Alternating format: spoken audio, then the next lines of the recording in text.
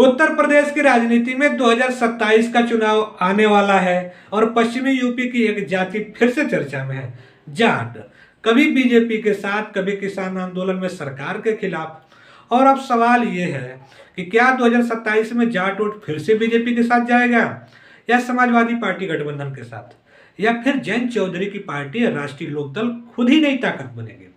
आज इस वीडियो में समझेंगे कि जाट राजनीति का इतिहास, किसान आंदोलन का असर और 2027 का संभावित चुनावी गणित। जाट राजनीति का इतिहास। अगर पश्चिमी यूपी की राजनीति को समझना है तो जाट राजनीति को समझना जरूरी है। इस राजनीति की नींव रखी थी भारत के पूर्व प्रधानमंत्री चौधरी चरण सिंह ने। उन्होंने किसानों और ग्रामीण समाज को राजनीति का केंद्र बनाया। उनकी राजनीति का आधार था किसान, जाट, ग्रामीण वर्ग। बाद में विरासत अजीत सिंह और फिर जयंत चौधरी तक पहुंची। लेकिन समय के साथ साथ जाट वोट कई बार अलग अलग पार्टियों में बंट गया। 2013 मुजफ्फरनगर दंगे और जाट वोट। 2013 में मुजफ्फरनगर में जो रोड्स ने पश्चिमी यूपी की राजनीति को पूरी तरीके से बदल दिया। उसके बाद जाट और मुस्लिम वोट अलग अलग हो गए। इसका सबसे ज्यादा फायदा मिला भारतीय जनता पार्टी को। और 2014 देख लें, 19 देख लें, लोकसभा चुनाव में जब वोट बड़े पैमाने पर बीजेपी के साथ गया और बीजेपी ने पश्चिमी यूपी में भारी जीत दर्ज की। किसान आंदोलन और जाटों की नाराजगी। लेकिन 2020 में एक बड़ा मोड़ आ गया जब केंद्र सरकार ने कृषि कानूनों के खिलाफ देश भर में किसान आंदोलन शुरू हुआ। तो इस आंदोलन का बड़ा केंद्र बन गया पश्चिमी यूपी। और आंदोलन का नेतृत्व किसने किया? राकेश टिकैत ने जैसे किसान नेताओं ने। यहाँ से जाट राजनीति में फिर से बदलाव दिखाई देने लगा और कई गांवों में तो हिंदू मुस्लिम एकता की बात होने लगी थी। और 2022 के चुनाव में अखिलेश यादव और जयंत चौधरी का गठबंधन बना। 2022 का विधानसभा चुनाव का संकेत 2022 में समाजवादी पार्टी और राष्ट्रीय लोकदल का गठबंधन पश्चिमी यूपी में मजबूत दिखा और कई सीटों पर तो बीजेपी को कड़ी टक्कर मिली। लेकिन सत्ता फिर भी योगी आदित्यनाथ की सरकार के पास रही।